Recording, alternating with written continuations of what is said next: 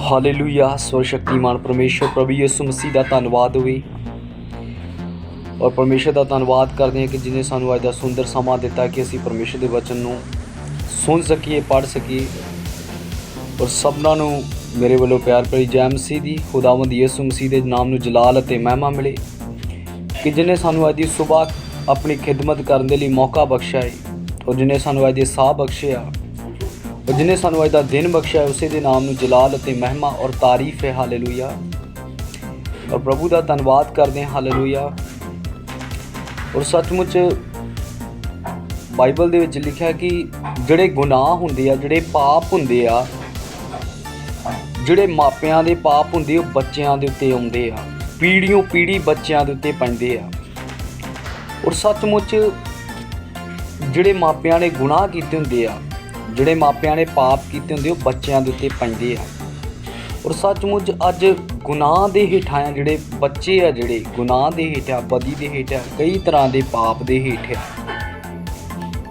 तो सचमुच पाप है जिहड़ा, गुनाह है जिहड़ा कमज़ोर करदा है व्यक्ति नूं, हर तरह की भली काम तो रोकदा है।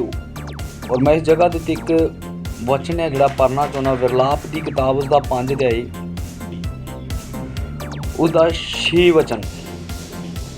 और इस जगह ते लिखा कि असी मिस्र दे अधीन होए आशुद्ध दे भी तां जो रोटी नाल रज जाइए।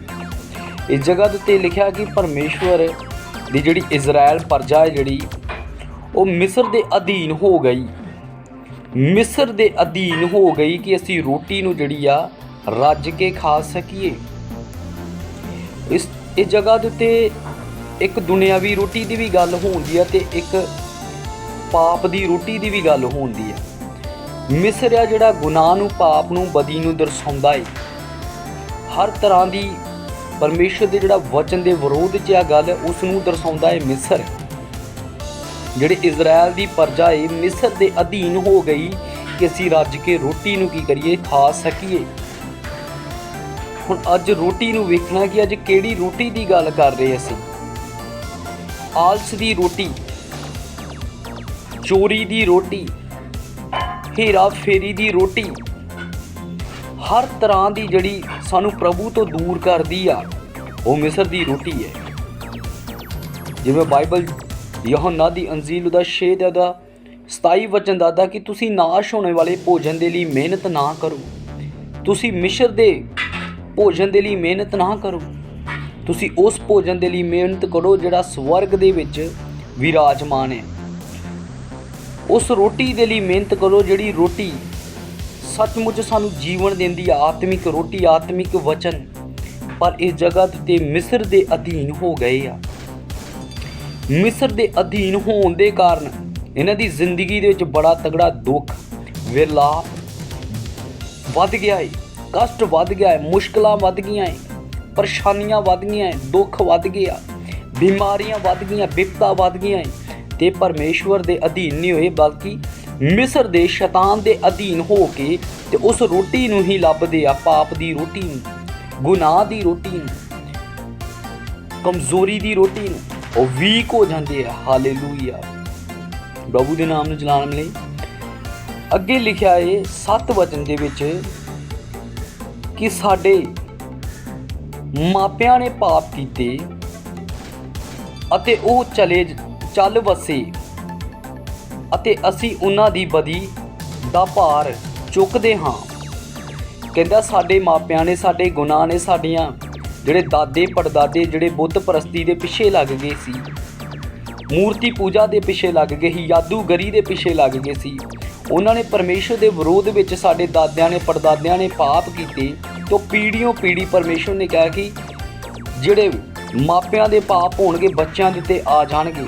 तो इस जगह के उत्ते अज बहुते लोग आ जिहड़े मापे आ जिहड़े पिछे बुत परस्ती, जादूगर, पाप की रोटी, हेरा फेरी करते आ, चोरियां करते आ, बगावतां करते आ, ते उन्हां दे जिहड़े पाप है उन्हां दे बच्चों के उत्ते आ रहे आ। कईयां दे बच्चे इन्ने क ज़्यादा विगड़े आ, कंट्रोल च नहीं है। ते अज बच्चों नूं होर ज़्यादा असीं की कर रहे हैं, विगाड़ रहे हैं, फोन दे के विगाड़ रहे हैं, फोन दी आदतां पा रहे हैं, कार्टून ला के दे रहे हैं, सगों उन्होंने सगों ਅੱਛੀਆਂ ਚੀਜ਼ਾਂ ਦੇ ਲਈ ਹੀ ਨਹੀਂ ਪ੍ਰਮੋਟ ਕਰ ਰਹੇ, ਬਲਕਿ ਅਸੀਂ ਉਹਨੂੰ ਮਿਸਰ ਦੀਆਂ ਚੀਜ਼ਾਂ ਦੇ ਲਈ ਪ੍ਰਮੋਟ ਕਰਨੇ ਅੱਜ।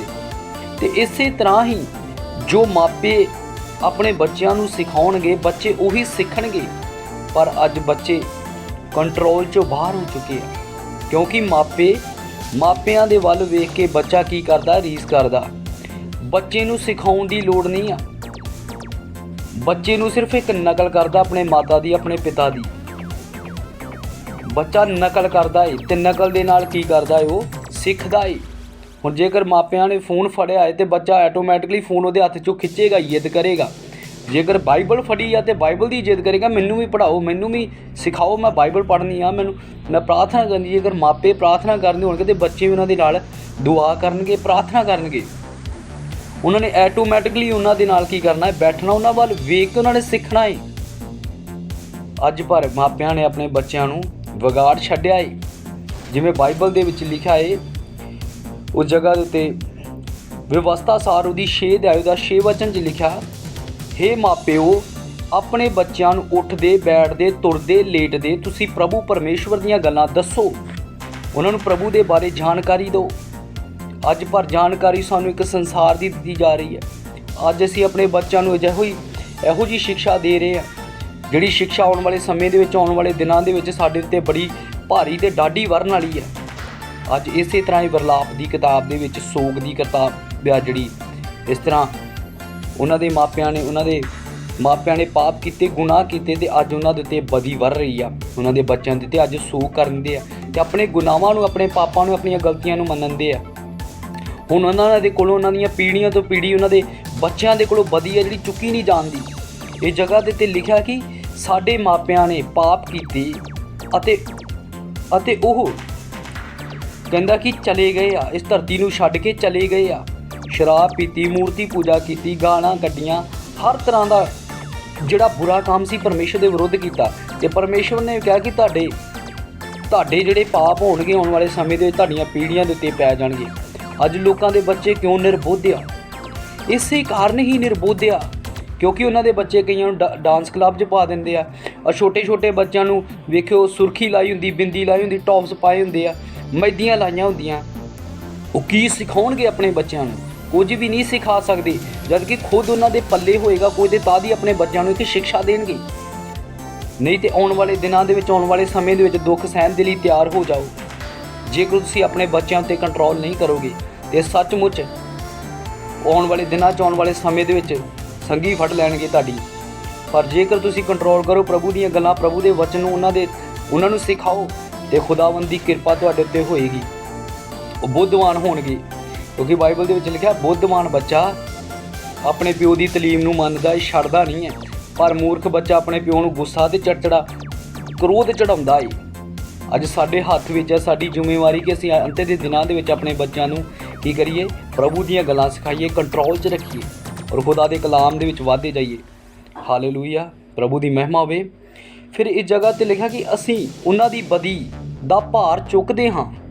ਆਪਣੇ ਮਾਪਿਆਂ ਦੀ ਬਦੀ ਦਾ ਭਾਰ ਹੈ ਜਿਹੜਾ ਚੁੱਕਣ ਦੇ ਅੱਜ ਉਹਨਾਂ ਦਾ ਛੋਲਾ ਜੂਲਾ ਨਹੀਂ ਹੈ, ਭਾਰਾ ਜੂਲਾ ਹੈ, ਬਦੀ ਦਾ ਜੂਲਾ ਹੈ, ਪਾਪ ਦੀ ਰੋਟੀ ਦਾ ਜੂਲਾ, ਗੁਨਾਹ ਦੀ ਰੋਟੀ ਦਾ ਜੂਲਾ ਹੈ। ਇਸੇ ਲਈ ਉਹ ਮਿਸਰ ਦੇ ਅਧੀਨ ਹੋ ਗਏ ਆ, ਪਾਪ ਦੇ ਅਧੀਨ ਹੋ ਗਏ, ਸ਼ੈਤਾਨ ਦੇ ਅਧੀਨ ਹੋ ਗਏ ਆ। ਉਹਨਾਂ ਦਾ ਪਾਪ, ਉਹਨਾਂ ਦਾ ਬਦੀ ਹੈ ਜਿਹੜੀ ਬੜੀ ਵੱਡੀ, ਉਹਨਾਂ ਤੋਂ ਵੀ ਬਲਵੰਤ ਅਤੇ ਯੋਰਾਵਰ ਆ। ਇਸ ਕਰਕੇ ਸਾਡੇ ਅੰਦਰ ਇੰਨੀ ਸਾਮਰਥਾ, ਇੰਨਾ ਬਲ ਨਹੀਂ ਹੈ, ਪਰ ਯਿਸੂ ਮਸੀਹ ਹੈ ਜਿਹੜਾ ਸਾਡੇ ਪਾਪਾਂ ਨੂੰ, ਸਾਡੇ ਗੁਨਾਹਾਂ ਨੂੰ ਚੁੱਕਦਾ ਹੈ, ਸਾਡੀ ਬਦੀ ਨੂੰ ਖਤਮ ਕਰਦਾ ਹੈ। ਇਸੇ ਲਈ ਤੁਸੀਂ ਆਪਣੇ ਆਪ ਦਾ ਵੀ ਅਤੇ ਆਪਣੇ ਪ੍ਰਭੂ ਬੱਚਿਆਂ ਨੂੰ ਵੀ ਆਪਣੇ ਪਾਪਾਂ ਦੇ ਲਈ ਇਕਰਾਰ ਕਰਾਓ ਕਿ ਉਹ ਬਚ ਜਾਣ, ਖੁਦਾਵੰਦ ਯਿਸੂ ਮਸੀਹ ਦੇ ਨਾਮ ਦੇ ਵਿੱਚ ਬਚ ਜਾਣ, ਛੁਟਕਾਰਾ ਪਾ ਜਾਣ। ਕਹਿੰਦਾ ਅਸੀਂ ਉਹਨਾਂ ਦੀ ਬਦੀ ਦਾ ਭਾਰ ਚੁੱਕਦੇ ਹਾਂ। ਅੱਜ ਵੇਖੋ, ਅਸੀਂ ਉਹਨਾਂ ਦੀ ਬਦੀ ਦਾ, ਉਹਨਾਂ ਦੇ ਪਾਪਾਂ ਦਾ ਭਾਰ ਚੁੱਕਣਦੇ ਹਾਂ। ਅੱਜ ਕਈ ਮਾਪੇ ਆ ਜਿਹੜੇ ਆਪਣੇ ਬੱਚਿਆਂ ਤੋਂ ਇੰਨਾ ਕੁ ਜ਼ਿਆਦਾ ਸੋਗ ਕਰਦੇ ਆ, ਰੋਂਦੇ ਆ। ਕੋਈ ਨਸ਼ੇ 'ਚ ਫਸ ਗਿਆ, ਕੋਈ ਸਿਗਰਟਾਂ 'ਚ ਫਸ ਗਿਆ, ਕੋਈ ਭੈੜੀ ਸੰਗਤੀ 'ਚ ਫਸ ਗਿਆ ਹੈ। ਪਰ ਜੋ ਉਹਨਾਂ ਦੇ ਮਾਪਿਆਂ ਨੇ ਪਿੱਛੇ ਕੀਤਾ, ਉਹਨਾਂ ਦੇ ਬੱਚਿਆਂ 'ਤੇ ਅੱਜ ਪੈਣ ਦਿਆ ਹੈ। ਜੇ ਮਾਪਿਆਂ ਨੇ ਧਰਮ ਕਮਾਇਆ, ਪ੍ਰਭੂ ਦੀ ਸੰਗਤੀ ਕੀਤੀ ਹੁੰਦੀ ਤੇ ਬੱਚਿਆਂ 'ਤੇ ਕਦੀ ਕਰੋਧ ਨਹੀਂ ਹੁੰਦਾ, ਬੱਚਿਆਂ 'ਤੇ ਕਦੀ ਵਿਪਤਾ ਨਹੀਂ ਹੁੰਦੀ। ਫਿਰ ਫਸੇ ਰਹਿੰਦੇ ਆ। ਕਿਉਂ ਫਸੇ ਰਹਿੰਦੇ? ਇਸੇ ਕਾਰਨ ਹੀ ਫਸੇ ਰਹਿੰਦੇ ਆ। ਉਹ ਬਾਅਦ ਕਹਿੰਦੇ ਸਾਡਾ ਬੱਚਾ ਸੁਧਰਦਾ ਨਹੀਂ ਹੈ, ਸਾਡੇ ਬੱਚੇ ਸੁਧਰਦੇ ਨਹੀਂ। ਤੁਸੀਂ ਕਿੰਨਾ ਕੁ ਸੁਧਰੇ ਜੇ? ਤੁਸੀਂ ਕਿੰਨਾ ਕੁ ਸੁਧਰੇ ਜੇ? ਤੁਸੀਂ ਕਿੰਨਾ ਕੁ ਕੰਟਰੋਲ ਰੱਖਿਆ? ਆਪਣੇ ਆਪ ਉੱਤੇ ਕੰਟਰੋਲ ਨਹੀਂ ਕੀਤਾ, ਪ੍ਰਭੂ ਦੀ ਵਿਵਸਥਾ ਉੱਤੇ ਕੰਟਰੋਲ ਨਹੀਂ ਕੀਤਾ। ਆਪਣੇ ਆਪ ਨੂੰ ਪ੍ਰਭੂ ਦੇ ਵਚਨ ਦੇ ਅਨੁਸਾਰ ਨਹੀਂ ਢਾਲਿਆ ਤੇ ਫਿਰ ਤੁਸੀਂ ਆਪਣੇ ਬੱਚਿਆਂ ਨੂੰ ਕਿਸ ਤਰ੍ਹਾਂ ਢਾਲ ਸਕਦੇ? ਤੇ ਅੱਜ ਤਦੇ ਦੇ ਬੱਚੇ ਲੋਕ ਖਰਾਬ ਹੋ ਗਏ ਆ। ਇਸ ਲਈ ਉਹਨਾਂ ਕੋਲੋਂ ਹੁਣ ਬਦੀ ਦਾ ਭਾਰ ਹੈ ਜਿਹੜਾ ਚੁੱਕਿਆ ਨਹੀਂ ਜਾਂਦਾ, ਸਹਾਰਿਆ ਨਹੀਂ ਜਾਣਦਿਆ। ਆਉਣ ਵਾਲੇ ਦਿਨਾਂ 'ਚ, ਆਉਣ ਵਾਲੇ ਸਮੇਂ ਦੇ ਵਿੱਚ ਬੱਚਿਆਂ ਦੇ ਲਈ ਬਹੁਤ ਜਿਹੜੇ ਛੋਟੇ ਛੋਟੇ ਬੱਚੇ ਆ ਬਹੁਤ ਹੀ ਕੀ ਹੋ ਰਹੇ, ਗੁਨਾਹ 'ਚ ਪਾਪ 'ਚ ਫਸੀ ਜਾ ਰਹੇ ਆ। ਉਹ ਸ਼ੈਤਾਨ ਦਾ ਇੱਕ ਬੜਾ ਤਗੜਾ ਮੇਨ ਟਾਰਗੇਟ ਹੈ ਨਿਊ ਜਨਰੇਸ਼ਨ। ਮੈਂ ਤੁਹਾਡੇ ਅੱਗੇ ਇਹੋ ਬੇਨਤੀ ਕਰਦਾ, ਆਪਣੇ ਬੱਚਿਆਂ ਨੂੰ ਸਿੱਖਿਆ ਦਿਓ, ਉੱਠਦੇ ਬੈਠਦੇ ਲੇਟਦੇ। ਜੋ ਤੁਸੀਂ ਕਰੋਗੇ ਉਹ ਤੁਹਾਡੇ ਬੱਚੇ ਵੀ ਕਰਨਗੇ। ਤੁਹਾਡੇ ਵੱਲ ਵੇਖ ਕੇ ਉਹ ਸਿੱਖਣਗੇ, ਤੁਹਾਡੇ ਵੱਲ ਵੇਖ ਕੇ ਉਹ ਸਿੱਖਣਗੇ। ਤੁਹਾਡੇ ਵੱਲ ਵੇਖ ਕੇ ਜੇ ਤੁਸੀਂ ਦੁਆ ਕਰੋਗੇ, ਪ੍ਰਾਰਥਨਾ ਕਰੋਗੇ, ਤੁਹਾਡੇ ਬੱਚੇ ਵੀ ਉਹੀ ਕਰਨਗੇ। ਜੇ ਤੁਸੀਂ ਬਾਈਬਲ ਪੜ੍ਹੋਗੇ, ਤੁਹਾਡੇ ਬੱਚੇ ਵੀ ਬਾਈਬਲ ਪੜ੍ਹਨਗੇ। ਜੇਕਰ ਤੁਸੀਂ ਹਰਾਮਕਾਰੀ, ਬਦਕਾਰੀ, ਪਾਪ ਕਰੋਗੇ ਤੇ ਤੁਹਾਡੇ ਬੱਚੇ ਵੀ ਸੱਚਮੁੱਚ ਤੁਹਾਡੇ ਵਾਂਗੂ ਹੀ ਹੋਣਗੇ। ਹਾਲੇਲੂਇਆ। ਔਰ ਉਸ ਜਗ੍ਹਾ 'ਤੇ ਲਿਖਿਆ, ਗੁਲਾਮੀ ਸਾਡੇ ਉੱਤੇ ਰਾਜ ਕਰਦੀ ਹੈ, ਉਹਨਾਂ ਦੇ ਹੱਥ ਕੋਈ ਛਡਾਉਣ ਵਾਲਾ ਨਹੀਂ। ਕਹਿੰਦਾ ਗੁਲਾਮੀ ਆ ਜਿਹੜੀ, ਪਾਪ ਦੀ ਗੁਲਾਮੀ ਹੈ, ਗੁਨਾਹ ਦੀ ਗੁਲਾਮੀ ਆ, ਹੇਰਾ ਫੇਰੀ ਦੀ ਗੁਲਾਮੀ ਆ, ਬੇਵਿਚਾਰ ਦੀ ਗੁਲਾਮੀ ਆ, ਚੋਰੀ ਦੀ ਗੁਲਾਮੀ ਆ, ਇੱਕ ਬੁੱਢੀ ਰੱਖਣ ਦੇ ਬਾਵਜੂਦ ਵੀ ਇੱਕ ਹੋਰ ਗੁਲਾਮੀ ਆ। ਹਰ ਤਰ੍ਹਾਂ ਦੀ ਗੁਲਾਮੀ ਆ ਜਿਹੜੀ ਸਾਡੇ ਉੱਤੇ। ਮਿਸਰ ਦੀ ਗੁਲਾਮੀ ਆ, 666 ਦੀ ਗੁਲਾਮੀ ਆ ਜਿਹੜੀ ਸਾਡੇ ਉੱਤੇ ਕੀ ਕਰਦੀ ਹੈ? ਰਾਜ ਕਰਦੀ ਹੈ। ਸਾਨੂੰ ਉਸ ਤੋਂ ਛੁਡਾਉਣ ਵਾਲਾ ਕੋਈ ਵੀ ਨਹੀਂ ਹੈਗਾ। ਸਿਰਫ ਇੱਕੋ ਹੀ ਇੱਕ ਪਰਮੇਸ਼ਵਰ ਹੈ ਜਿਹਨੇ ਸਾਡੇ ਪਾਪਾਂ ਦੇ ਲਈ, ਸਾਡੇ ਗੁਨਾਹਾਂ ਦੇ ਲਈ ਜਾਨ ਦਿੱਤੀ ਆ, ਔਰ ਜਿਹਨੇ ਬਦੀ ਦੇ ਬੰਧਨਾਂ ਨੂੰ ਤੋੜ ਦਿੱਤਾ, ਉਹ ਯਿਸੂ ਮਸੀਹ ਆ। ਉਸਨੇ ਹੀ ਮੌਤ ਅਤੇ ਸ਼ੈਤਾਨ ਉੱਤੇ ਫਤਹ ਪਾਈ ਅਤੇ ਸੰਸਾਰ ਨੂੰ ਜਿੱਤਿਆ ਹੈ। ਔਰ ਇੱਕੋ ਹੀ ਇੱਕ ਪਰਮੇਸ਼ਵਰ ਆ ਜਿਹੜਾ ਸਾਨੂੰ ਇਸ ਪਾਪ ਤੋਂ, ਇਸ ਗੁਨਾਹ ਤੋਂ, ਇਸ ਬਦੀ ਤੋਂ ਛਡਾ ਸਕਦਾ ਹੈ, ਜਿਹੜਾ ਸਾਡੇ ਆਉਣ ਵਾਲੀਆਂ ਪੀੜ੍ਹੀਆਂ ਤੋਂ ਪੀੜ੍ਹੀਆਂ ਬਲੈਸ ਹੋ ਜਾਣਗੀਆਂ।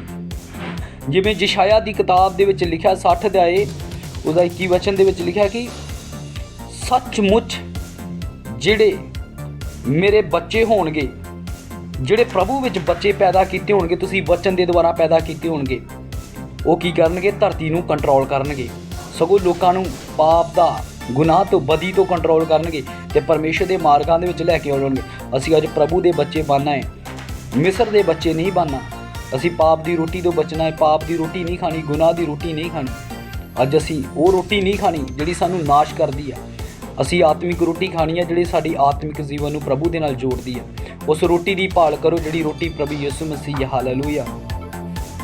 ਫਿਰ ਉਹ ਅੱਗੇ ਲਿਖਿਆ ਹੈ, ਉਜਾੜ ਦੀ ਤਲਵਾਰ ਦੇ ਕਾਰਨ ਅਸੀਂ ਜਾਨ ਤਲੀ ਉੱਤੇ ਰੱਖ ਕੇ ਆਪਣੀ ਰੋਟੀ ਕਮਾਉਂਦੇ ਹਾਂ। ਕਹਿੰਦਾ ਉਜਾੜ ਦੀ ਤਲਵਾਰ ਦੇ ਕਾਰਨ ਅਸੀਂ ਆਪਣੀ ਜਿਹੜੀ ਰੋਟੀ ਆ, ਆਪਣੀ ਜਿਹੜੀ ਜਾਨ ਆ ਜਿਹੜੀ, ਆਪਣੀ ਤਲੀ ਉੱਤੇ ਰੱਖ ਕੇ ਤੇ ਉਜਾੜ ਦੀ ਰੋਟੀ ਕਮਾਉਂਦੇ ਹਾਂ। ਇਹ ਸੰਸਾਰ, ਇਹ ਜਗਤ ਇੱਕ ਉਜਾੜ ਆ ਜਿਹਦੇ ਵਿੱਚ ਅਸੀਂ ਯਿਸੂ ਮਸੀਹ ਵਿੱਚ ਚੱਲਣਾ ਹੈ ਤੇ ਆਪਣੀ ਜਾਨ ਤਲੀ ਉੱਤੇ ਰੱਖ ਕੇ ਤੇ ਪਰਮੇਸ਼ਰ ਦੇ ਵਚਨ ਨੂੰ, ਪਰਮੇਸ਼ਰ ਦੀ ਰੋਟੀ ਨੂੰ, ਪ੍ਰਭੂ ਦੇ ਕਲਾਮ ਦੀ ਰੋਟੀ ਨੂੰ ਕਮਾਉਣਾ ਹੈ। ਸਾਨੂੰ ਆਪਣੀ ਜਾਨ ਹੈ ਜਿਹੜੀ ਤਲੀ ਉੱਤੇ ਰੱਖ ਕੇ ਤੇ ਪ੍ਰਭੂ ਦੇ ਮਾਰਗ ਵਿੱਚ ਚੱਲਣਾ ਪੈਣਾ ਹੈ। ਸਾਨੂੰ ਬੜੇ ਠੋਕਰਾਂ, ਬੜੇ ਲੋਕ ਮਿਲਨੇ ਆ, ਇਸ ਰੋਟੀ ਖਾਓ ਨਾ, ਇਹ ਨਾ ਪਾਪ ਦੀ ਇਹ ਰੋਟੀ ਨਾ ਖਾਓ, ਇਹ ਆਤਮਿਕ ਰੋਟੀ ਨਹੀਂ ਖਾਣ ਦੇਣੀ। ਸ਼ੈਤਾਨ ਨੇ ਸਾਨੂੰ ਜਿੰਨਾ ਹੀ ਤਕੜੇ ਹੋਣਾ ਹੈ, ਜਿੰਨਾ ਅਸੀਂ ਸ਼ੈਤਾਨ ਨਾਲ ਯੁੱਧ ਕਰਨਾ ਹੈ। ਇਸ ਜਗ੍ਹਾ 'ਤੇ ਲਿਖਿਆ ਕਿ ਉਜਾੜ ਦੀ ਤਲਵਾਰ ਦੇ ਕਾਰਨ। ਉਜਾੜ ਕੀ ਆ? ਸੰਸਾਰ ਆ, ਸ਼ੈਤਾਨ ਦੀਆਂ ਤਾਕਤਾਂ, ਅੰਧਕੂਰ ਦੀਆਂ ਤਾਕਤਾਂ, ਦੁਸ਼ਟ ਆਤਮਾਵਾਂ, ਭ੍ਰਿਸ਼ਟ ਆਤਮਾਵਾਂ। ਜਿਵੇਂ ਬਾਣੀ ਦੇ ਵਿੱਚ ਲਿਖਿਆ ਕਿ ਸਾਡੀ ਜੰਗ ਲਹੂ ਅਤੇ ਮਾਸ ਦੇ ਨਾਲ ਨਹੀਂ, ਸਾਡੀ ਜੰਗ ਅੰਧਕੂਰ ਦੀਆਂ ਸ਼ਕਤੀਆਂ ਅਤੇ ਗੰਦੀਆਂ ਆਤਮਾਵਾਂ ਦੇ ਨਾਲ ਆ, ਜਿਹੜੀਆਂ ਹਨੇਰੇ ਵਿੱਚ ਚੱਲਦੀਆਂ, ਜਿਹੜੀਆਂ ਦਿਸਦੀਆਂ ਨਹੀਂ ਆ। ਸਾਡੀ ਜੰਗ ਉਹਨਾਂ ਦੇ ਨਾਲ ਆ। ਇਹ ਉਜਾੜ ਦੀ ਤਲਵਾਰ ਆ, ਇਹ ਸ਼ੈਤਾਨ ਦੀ ਤਲਵਾਰ ਆ। ਉਜਾੜ ਜਗ੍ਹਾਵਾਂ 'ਤੇ ਦੁਸ਼ਟ ਆਤਮਾਵਾਂ, ਗੰਦੇ ਆਤਮੇ, ਭ੍ਰਿਸ਼ਟ ਆਤਮਾ ਵੀ ਆ ਜਾਂਦੇ। ਜਿਸ ਜਗ੍ਹਾ 'ਤੇ ਕੋਈ ਵਚਨ, ਜਿਸ ਜਗ੍ਹਾ 'ਤੇ ਕੋਈ ਬੰਦਗੀ ਨਹੀਂ ਹੁੰਦੀ, ਇਸੇ ਜਗ੍ਹਾ ਦੇ ਉੱਤੇ, ਉਜਾੜ ਜਗ੍ਹਾ ਦੇ ਉੱਤੇ ਕੀ ਆਉਂਦੇ? ਦੁਸ਼ਟ ਆਤਮੇ, ਭ੍ਰਿਸ਼ਟ ਆਤਮੇ ਆ ਜਾਂਦੇ ਆ। ਉਜਾੜ ਜਗ੍ਹਾ 'ਤੇ ਕੋਈ ਫਲ ਨਹੀਂ ਹੁੰਦਾ। ਇਹ ਜਗ੍ਹਾ 'ਤੇ ਉਜਾੜ ਦੀ ਤਲਵਾਰ ਦੇ ਕਾਰਨ ਕਹਿੰਦਾ ਕਿ ਅਸੀਂ ਉਜਾੜ ਵਿੱਚ, ਸੰਸਾਰ ਵਿੱਚ ਅਸੀਂ ਆਪਣੀ ਜਿਹੜੀ ਜਾਨ ਹੈ ਤਲੀ ਦੇ ਉੱਤੇ ਰੱਖ ਕੇ ਤੇ ਅਸੀਂ ਰੋਟੀ ਨੂੰ ਕਮਾਉਣ ਜਾਂਦੇ ਹਾਂ। ਅੱਜ ਅਸੀਂ ਸੰਸਾਰ ਵਿੱਚੋਂ ਲੰਘਣਾ ਹੈ, ਮਿਸਰ ਦੇਸ਼ ਦੇ ਵਿੱਚੋਂ ਲੰਘਣਾ ਹੈ, ਆਪਣੀ ਜਾਨ ਤਲੀ ਉੱਤੇ ਰੱਖ ਕੇ ਤੇ ਅਸੀਂ ਪ੍ਰਭੂ ਯਿਸੂ ਮਸੀਹ ਦੀ ਰੋਟੀ ਨੂੰ ਕਮਾਉਣਾ ਹੈ, ਵਚਨ ਨੂੰ ਕਮਾਉਣਾ ਹੈ, ਸਵਰਗ ਰਾਜ ਨੂੰ ਕਮਾਉਣਾ ਹੈ ਤੇ ਬਹੁਤਿਆਂ ਨੂੰ ਇਸ ਸਵਰਗ ਰਾਜ ਦੇ ਪਿੱਛੇ ਲਾਉਣਾ ਹੈ। ਬਲਕਿ ਉਹਨਾਂ ਨੂੰ ਮਿਸਰ ਦੀ ਰੋਟੀ 'ਚੋਂ ਕੱਢ ਕੇ ਅਤੇ ਆਤਮਿਕ ਰੋਟੀ ਦਾ ਪਿੱਛਾ ਕਰਨ ਦੇ ਲਈ ਸਾਨੂੰ ਉਹਨਾਂ ਨੂੰ ਦੱਸਣਾ ਸੀ।